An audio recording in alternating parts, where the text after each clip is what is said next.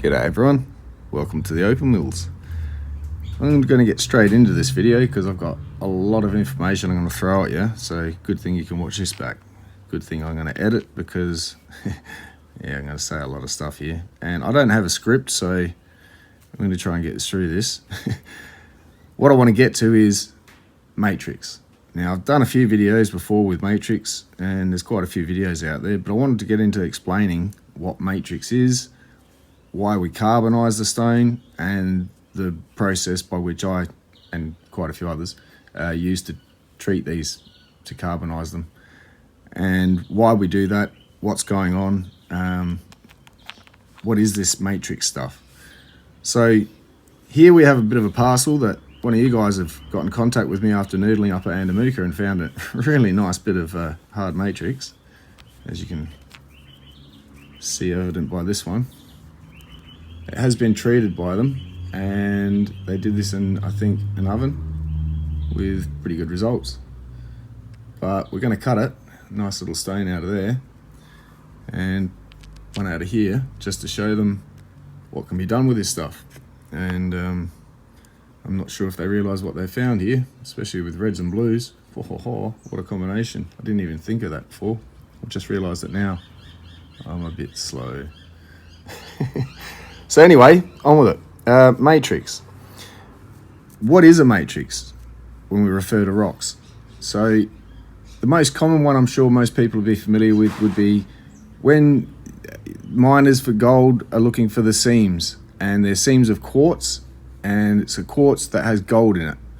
So that's a quartz gold matrix. So that seam has formed two types of rock or minerals in one formation rock. So it's a gold quartz matrix. And boulder opal would be a great example. Queensland boulder opal with the ironstone. You have the ironstone that had formed, then opal formed in it, and they now become one rock. That's a matrix. So a mix of two rocks, two or more rocks in one. So with matrix, when we talk, we're specifically talking here Andamooka matrix. So we have host rocks, we call it. So that would be the rock that existed before the opal opalized that rock. And I'm pretty sure in some cases like this is a limestone host rock, and you can get sandstone host rock as well. This is a coarser grain, and the coarser the grain, the more porous it is and harder to polish, but this stuff comes up nice. That's the rainbow matrix, that one. So there'd be a sandstone opal matrix. I've shown before the eulite opal, that's eulite that was opalized. You can get quartz opalized, agate opalized, fossilized remains like wood, opal fossils, wood replacement, like in I'm pretty sure North America. They get some beautiful samples. Peacock Mine, I think, from memory. It might be Royal Peacock Mine. My bad if I've mispronounced. Anyway, the host rock existed, and then when the event that opalized the ground with all the conditions that supplied the opal that formed, wherever it seeped into, usually we want to go for the open cavities that just filled with opal, and no way it's just pure opal. But this is where the open cavities were microscopic in amongst the granules of the host rock. And opal found its way in there and coated or impregnated, in some cases, with precious opal, like the sandstone. If you got a grain of the sand that makes up the sandstone and you looked at it microscopically, you see a lot of little fractures in it. And opal got right into all of them and did what it did. So that's where we get opalized rocks, matrix. So this is what we call hard matrix when we refer to the limestone form, because it's a very fine grain. It does take a really nice polish, treats up really well, as you can see. And we also have what's also known as concrete or rainbow matrix. So rainbow matrix has a coarser grain, and usually it doesn't take too good a polish, but you'd put a resin coating over it. and they look fantastic as specimens. Sometimes you can get some really nice stuff, like we might even see if we can cut a couple of stones out the bottom of this piece. We'll see what happens. And yeah, that would need a resin coat to finish it off for the polished look, whereas this will take a pretty good polish, as we'll see. Porosity matters as well. Not all opal is very porous, so matrix opal, sorry. So this is a matrix opal, and it didn't quite treat in the most colourful part that I was hoping it was going to treat in. This is still going to be a fantastic stone I'm going to clean up. Won't be doing that this video. We do have a couple out of that parcel if anyone remembers from a couple of trips ago. A friend bought this, and I'm going to cut that for them. So that's again a fine grain hard matrix, from what I believe, again limestone. If anyone knows better, correct me please. But yeah, so that's what matrix is, and when we refer to matrix commonly on this channel, it's going to be opal matrix. So hard matrix is the best that we want to play with, and can be quite valuable, especially one like this. Especially one set that's going to be a really nice stone. The camera's not really doing it much justice. It's a lot blacker in person, but anyway. Why do we darken it? So when matrix starts off, it's obviously not this color. For example, this. So this is off the piece I found a few trips ago, and it doesn't present, that's a nice crystal bit on top I'm going to deal with much to see, as far as it's pretty faint. This one's quite colourful for being untreated, and you can definitely see there's a greenness to it. If we give it a wet, it gets a bit nicer, and then when we treat it, it gets even nicer. And once that's polished up, looks fantastic. So that's why we treat the matrix. We need to blacken the stone, which highlights the colors. So what's actually taking place? So we've chosen carbon. It just happened to work. I'm sure it's someone stumbled across it, but the science behind it. Carbon likes to absorb light, and when it re-emits it, because when it absorbs light, it takes on an energy state that it wants to return back to its relaxed state, instead of the higher energy that the photon of light creates.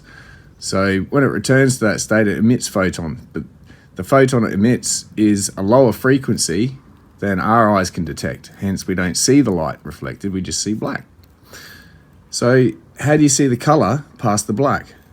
What the stone has actually been sort of under the surface. It's not a superficial treatment.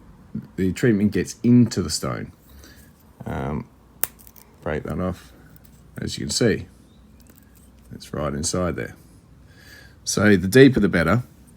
Now, what's taken place then is it's soaked every granule of the makeup of these rocks, of the host rock, every little fine grain.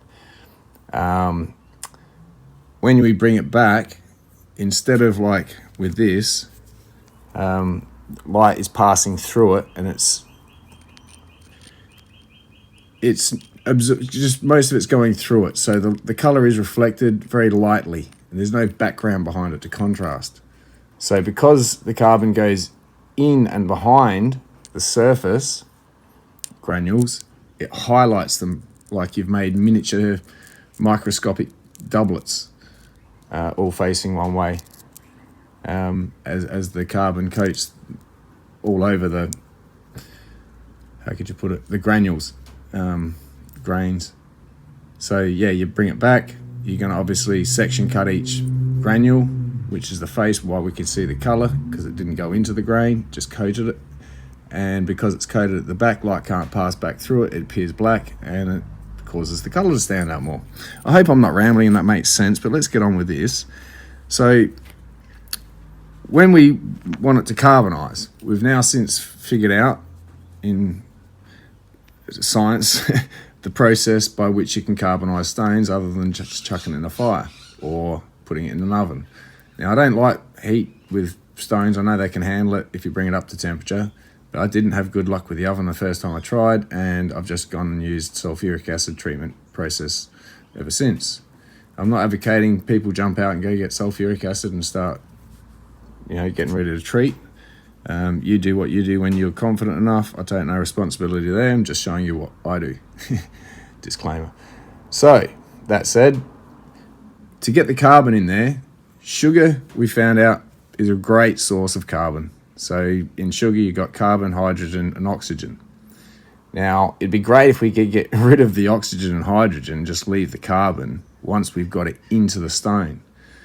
So sulfuric acid, when coming in contact with sugars, it will boil off the hydrogen and oxygen from the carbon. It separates them, and that comes off the surface as a vapor. There's a bit of heat from the bonds and exchange from the atoms rearranging from molecules from C, I think it's 11H and 22O in a molecule. So I'll get that on the screen and stand corrected later. There's a molecule of sugar. There's multiple types of sugars with different ratios, but nonetheless, you're pulling apart the bonds of those atoms in that molecule. And so we just want the carbon left behind. So sulfuric acid, during heat exchange with the hydrogen, it heats it to a point it boils and breaks free from its bonds and rises through thermal energy, and vapor for the oxygen as well takes off with it. It boils off as water, leaving just the carbon. So anyway, now we've carbonised the stone, and that's why we go through why we treat it and the process by which we treat it. So we'll go through that now and stop rambling about it so much, and we'll actually look at this parcel. So this is a really nice parcel, by the way. I'm just staring through the camera while I'm doing this, so I hope you're all enjoying it. Love to have come across it, something like this. This would be fantastic. So they've treated it and thought they've lost a bit of colour because it's blackened on the outside, but this is still rough, and the black has gotten and coated over the surface somewhat, and it can't, due to the little pits and everything, because it's not brought back to a flat surface or a polished surface, I can't scratch them out and just reveal nothing but colour.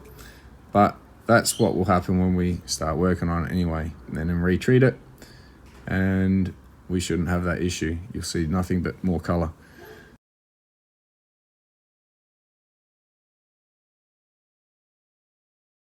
So this piece is going to have to slice it. We're going to get maybe a stone out of this side or two, depending how it behaves back here. It looks wedged up here and a bit blockier here. Don't know if we got a blade through there and cut two. We'll try. And there'll be one this side due to this floor that runs through it. We'll see if we can get one out of that side as well. So we're just going to do these two for this video, and hopefully they'll love what they see and go, yes, please continue. But yeah, the other two pieces have treated up quite nice, and I really do like that colour combination.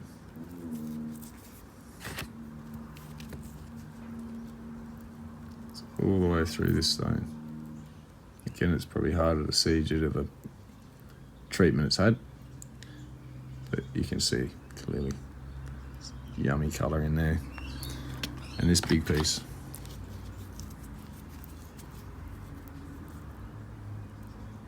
it's a bit fainter there. Hopefully it brightens up more inside, but still, gotta love that colour combination. Yeah, might have a bit more difficulty with this one. Let's try to make crystal all the way around it, but it's very thin. So I don't think there's anything actually cuttable from all that. So that'll probably just get sliced off eventually, maybe. So we're going to head over to the saw after I mark out a couple of slices on this. This one here is going to get sliced through this way, and this one sort of similar. So I want to take some of these faces through here, but that's got some really nice colour in it. It's a little bit broken up down here, so I'm not sure if I'd get a stone off the top there. It's worth keeping, but under here there is some really nice red. We might try to get, I think the bars are running slight on the angle, through a stone up, so the red runs out about here, I think. So we might not get a very big stone, but we can get a stone of this red, that'd be good. Which means I'll slice it through there a few times, and I'll slice it through there and then see what this does as to which way it needs to face. So same again with this one, we're just going to isolate this section here.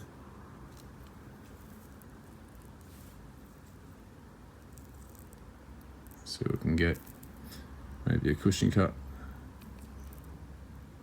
Yeah. See what it's under here. Hopefully that doesn't dip right up under. And that's just wispy. But yeah, anyway, let's head over to the saw.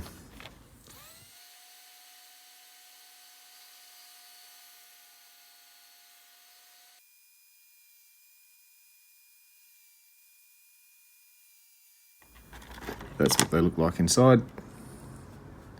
There's a lot of opal there, so some of this will treat, some of it won't. It'll just stay opal. But that's the side we're after. And what I've done is I've included the rest of it all into slices, because that'll look. As I was looking into the stones, I was like, oh, that's quite pretty. And once these treat up, they'll be nice little picture stones with some really nice colour in them. So these sort of bonus stones.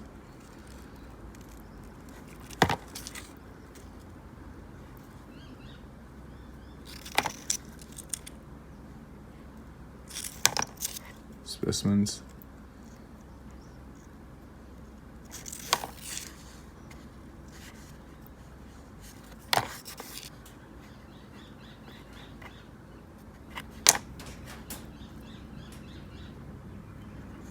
Anyway, and this one, this is what this looks like inside. It's a brownish, fawny brown colour. There's some really nice colour in that. Once that treats up again, we'll hopefully have it back to looking like that. We'll see how that goes.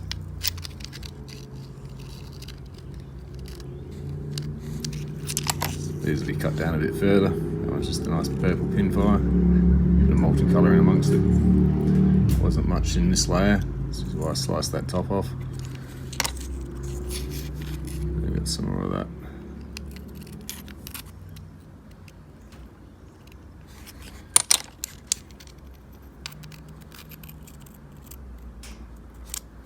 And our other one, again, I hate to have it treated up. Kind of like that. We've got some more slices in here. Some things to work around. A few pockets of, call it sand, but it's possibly like a, yep, no, it's sand. My nail's gouging into it. So yeah, we'll have to work around things like that. There's some really nice stones to be had in this lot. Look at that one. Unfortunately it broke when I sliced it.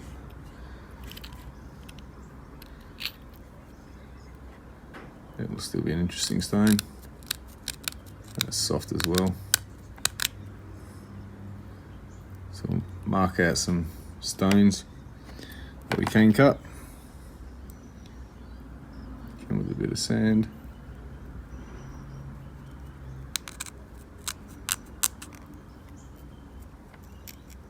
Watch the sound. Now it's down a chalkboard here.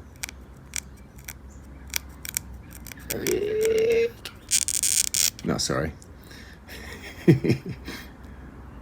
So yeah, we'll get them over the wheel and just flush up some of this misalignment or whatever of the blade. Just get them flat. We'll figure out where we want to mark our stones and ready for cutting. So I don't know what's going on with this stuff. I marked out and it's dried out and it's just cracking up, or it was already cracked up. I don't know what's going on.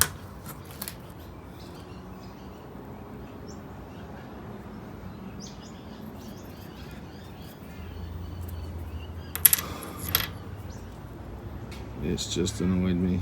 I tried to mark out around the cracks and faults, but yeah. A couple other bits over here is doing the same. This stuff seems to be quite fine. It's this stuff on there, where that cracks through there. I'm gonna just cut them anyway, see what happens.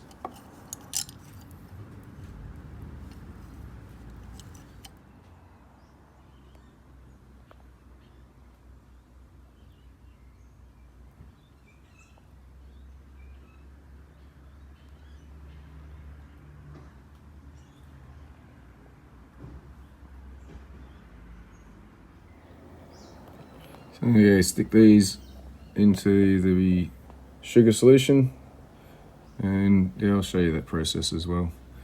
I've done this before on videos treating matrix, but might as well go through it again since I'm explaining the carbonisation process. Okay, so I've just boiled our kettle here at home, and we've got sugar, just white sugar, filled the container half full. We're just going to pour hot water in like that, and that's going to top our pre-existing sugar solution up. I like to keep it topped up. Oops, spilling. So this is just going to go in there and top up that, and as well as that, just going to add a bit more water so it can boil down. I'm just going to chuck our stones straight in. And it's always good to count your stones before you put them in, so I've got 14 stones here. Just drop them in like that, and then we'll turn the heat on. Put our lid back on. So we're soaking it in sugar. We're going to heat it up, and I'm going to let it boil in there for a while to get the sugars right into the stone. The stone's porous, the sugars go in. Once we get the sugars in, that's the first stage. Then we'll move down to some sulfuric acid to boil off the hydrogen and oxygen from the sugar, leaving the carbon.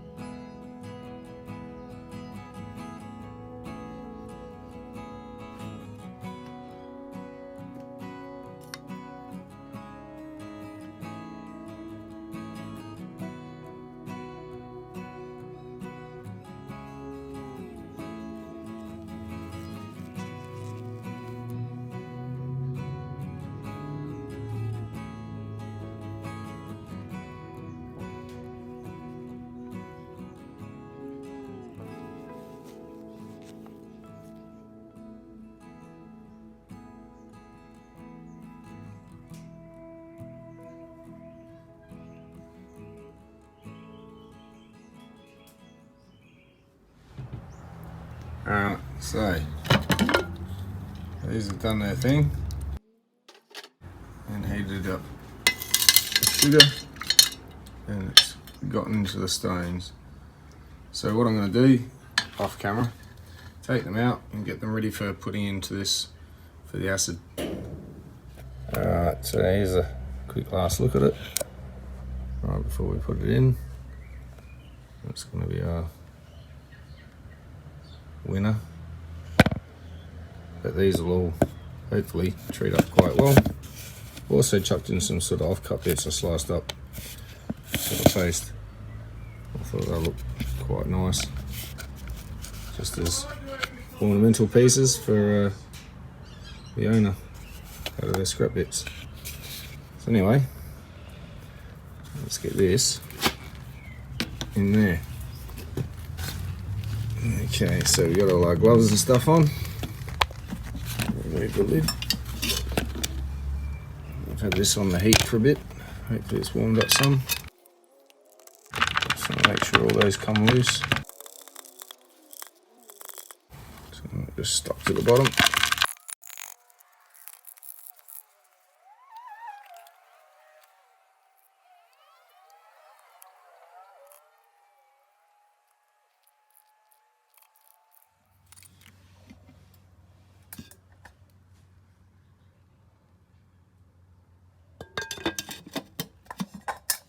Alright, so I left these go over at night last night, and I turned them off late last night, and I'll come out and have a look at them this morning after they've cooled down a bit.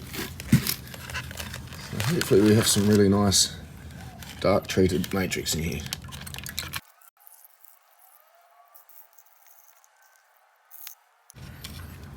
And what have we got?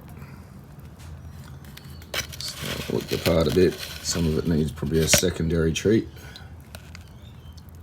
Our showstoppers look really nice.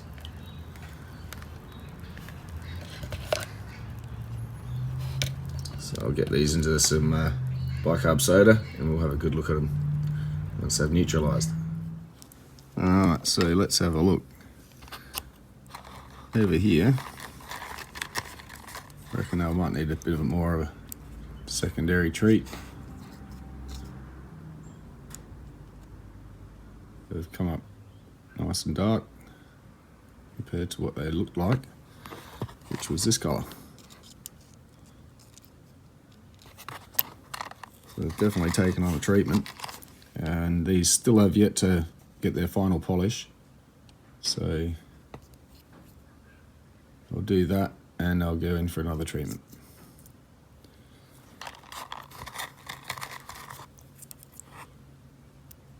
As you can see, not everything treated as well as I'd liked. It must have been a bit too opaly, non-porous.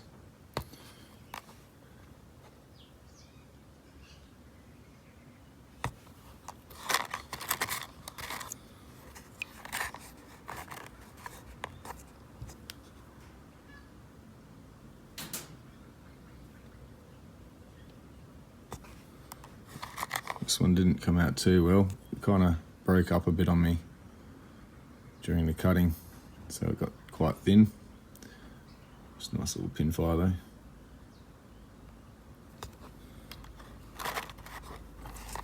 And we've got our rectangle cushion cuts.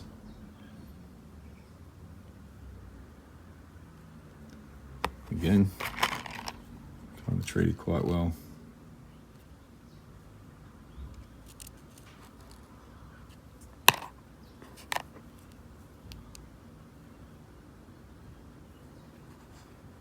Make stunning little pendants.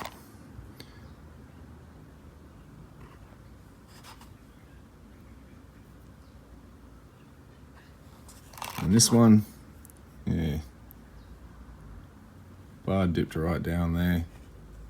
So it's is what it is. Kind of got that bit of the red flush that's in there. But again, this was breaking up a little bit on me as I was cutting it. So over this side, a couple of bits yet to be cut. Just wanted to treat them and see which way is the best way. Definitely that way on this one. But this one, is it this one? Yeah, this one. I think that colour that way. Probably lose part of the stone there. That's a nice pattern as opposed to that.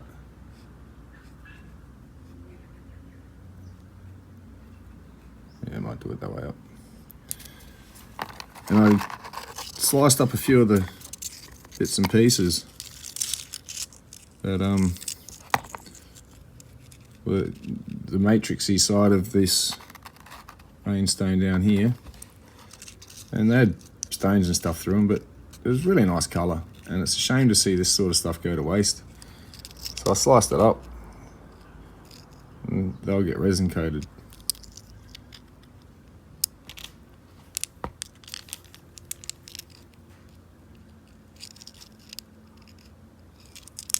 Kind of pretty, especially for a natural, even though it's been treated, it's still the colour is natural. It's not like this is a resin composite. So anyway, main stone, ta-da, check that out. Reds and blues.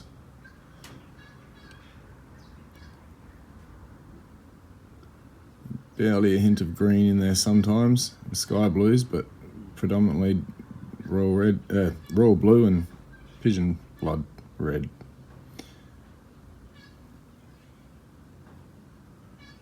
Yeah, quite pleased with that one. That'll be a very nice little ring stone for sure. So we'll see how they want to proceed with the rest of this.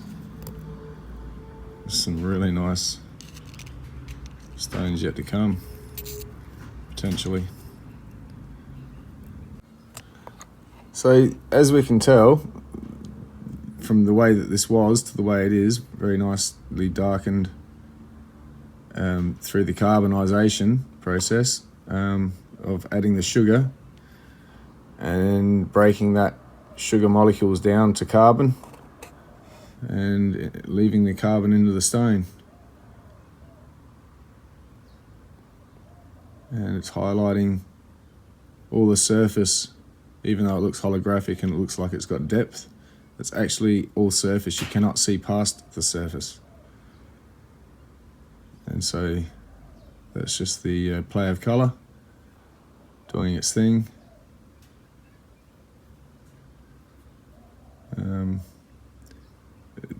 The carbon will be taken off the outside of the stone, hence you can see the colour. It's filled the gaps in between the colour granules and then highlighted them from behind as well. So that's how we're getting this effect. So I hope that sort of helps people understand how matrix is needed to be treated for starters, especially in the case of this sort of material. And it's not a bad thing, and it is natural opal still. It's just been treated to highlight the colour. And yeah,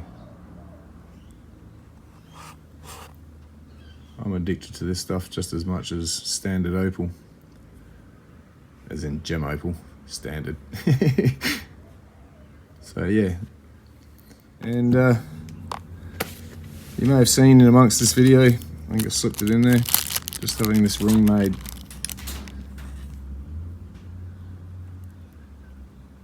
So now I'm going to cut it up and make another one and set this stone that way instead of that way.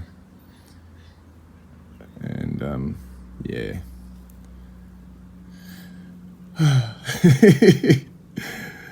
I don't want to. No, oh yeah, it'll be done. Anyway, so I'll leave this video here and get on with that. And I've also got this piece I'm going to do a carving with. I've decided it's very beautiful. Rather trying to cut it into a oval or stone as such, I thought I might just give it a nice skin polish. Tidy up all the sand and that top and bottom, reveal the opal, and return it with these. Belongs in that parcel there. So that'll be something else I'm doing, along with doublets that are piling up. And yeah, some more silver pendants, a lot of other stuff coming up here. So yeah, sorry this video's been a while, trying to get all this done and having the cold weather behind the scenes. These just kept dropping off the sticks constantly, so that was quite frustrating. And yeah, I filmed a bit that, I've done a fair bit that I didn't film. So yeah. Anyway, see you in the next video. Cheers.